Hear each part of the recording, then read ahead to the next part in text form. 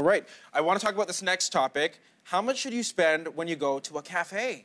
This is a really interesting conversation. So basically, a situation occurred in the UK where a woman and her 16 friends went to a cafe to catch up. 16? Yes, 16. Oh. Together, they had spent about £55, so it looks like they got a coffee and a baguette, and that equates to about $100 Canadian. And how long did they stay there? They stayed for about 3 hours. Yeah. Now, the owner of the cafe had said and told them that you guys did not spend enough money to cover the cost of being here for 3 hours, and gave them a letter.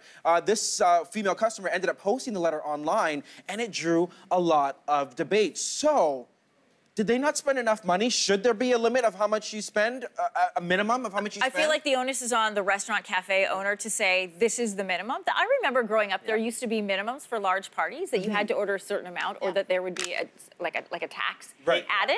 They didn't spend enough. That's an insanely low number. But if you're not going to spend, but if you're not going to spend any money, go to somebody's house. Yeah, but to be honest, I mean, I hear what you're saying. But if there's no sign posted about a minimum spend, I feel like that's ridiculous. Because when you go to a mall, for example, you go into a store, you go to shop.